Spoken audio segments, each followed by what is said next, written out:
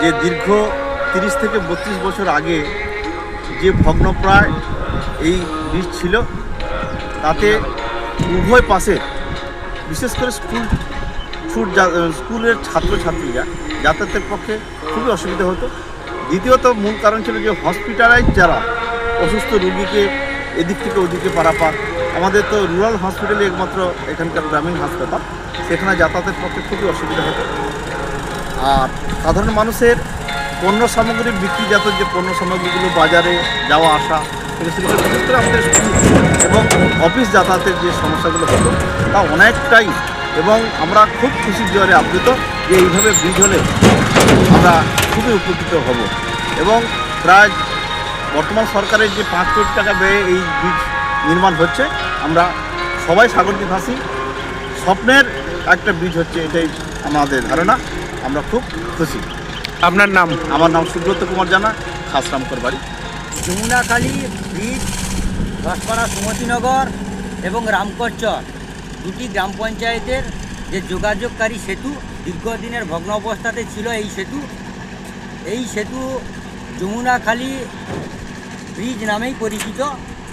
দীর্ঘদিন ভগ্ন অবস্থাতে থাকার পরে আমাদের সরকার আসার পরে উপলব্ধি করে যে সমস্যা, মানুষের জনসাধারণের সমস্যা উপলব্ধি করে প্রায় 5 কোটি টাকা ব্যয় নির্মিত এই সেতু নির্মাণ কাজ চলছে বর্তমানে। বিগত দিনে মুমূর্ষ রোগী থেকে আরম্ভ করে স্কুল ছাত্রছাত্রী এবং অফিস যাত্রীদের নিত্য দৈনন্দিন যাতায়াতের ভীষণ অসুবিধা হতো।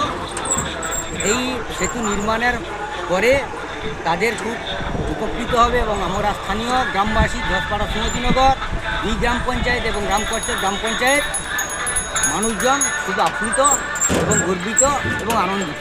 নমস্কার, আমি স্বপন কুমার বেরা। যমুনাখালী যে ব্রিজ হচ্ছে, সেই ব্রিজে প্রায় আমাদের দপ্তর থেকে প্রায় 5 কোটির অধিক টাকায় এই ব্রিজটা তৈরি হচ্ছে। এই ব্রিজটা তৈরি হয়েছিল প্রধানমন্ত্রী যিনি বিধায়ক ছিলেন তপনচন্দ্রবাবুর দীর্ঘ প্রায় 30 বছর অতিক্রান্ত হয়েছে। তখন যে পদ্ধতিতে ব্রিজ হয়েছিল, সেই ব্রিজ স্বাভাবিকভাবে আস্তে আস্তে করে নষ্ট হতে বসছিল। তাই আমি মন্ত্রী হওয়ার পরে বা আমি যখন বিধায়ক ছিলাম সেই সময় ওকে ডিজাইন করে আমরা সেই ব্রিজের কাজ শুরু করেছি অনেক আগে।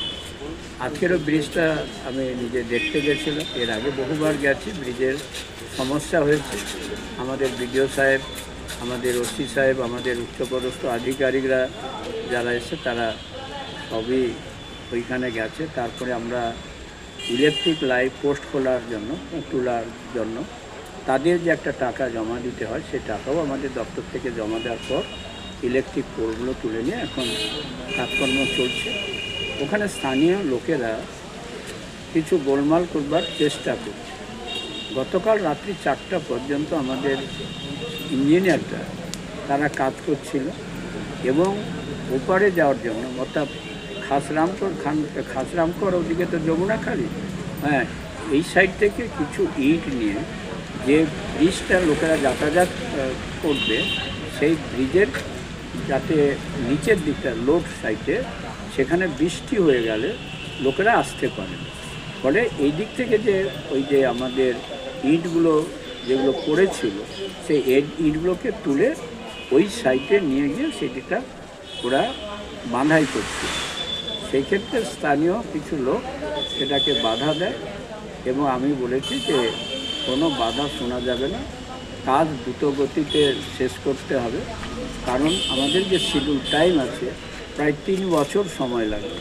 ইতিমধ্যে প্রায় 1 বছর হয়ে গেল, বাকি থাকছে 2 বছর। আমরা আশাবাদী খুব শীঘ্রই এখানে এই ব্রিজের ফলে একটা সুবিধা যেটা বলছেন যে আমাদের ঘসপাড়া সুমতিনগর 1 এবং 2 মানুষজনেরা তারা সরাসরি এই ব্রিজ হলে স্কুলে ছেলেমেয়েরা যাওয়া আসা করতে পারবে। আমাদের অ্যাম্বুলেন্স পরিষেবা সঠিকভাবে হবে এবং মানুষরা, ওই এলাকার মানুষরা তাদের কাকদ্বীপ হোক, কলকাতা হোক যেতে গেলে খুব দ্রুততার সাথে তারা পৌঁছতে পারবে। কারণ আমরা যমুনাখালী থেকে একেবারে আমাদের যে মেন রোড, যেটা হচ্ছে কচুবেড়িয়া রোড, এই কচুবেড়িয়া রোড পর্যন্ত রাস্তা এখানে আমাদের ঢালাই করে রাখা হচ্ছে, ঢালাই রয়েছে, অতএব কোনো অসুবিধা হবে না। কাজ চলছে, আশা করছি আমরা নির্দিষ্ট সময়ের মধ্যে কাজ শেষ করব। ঠিক আছে।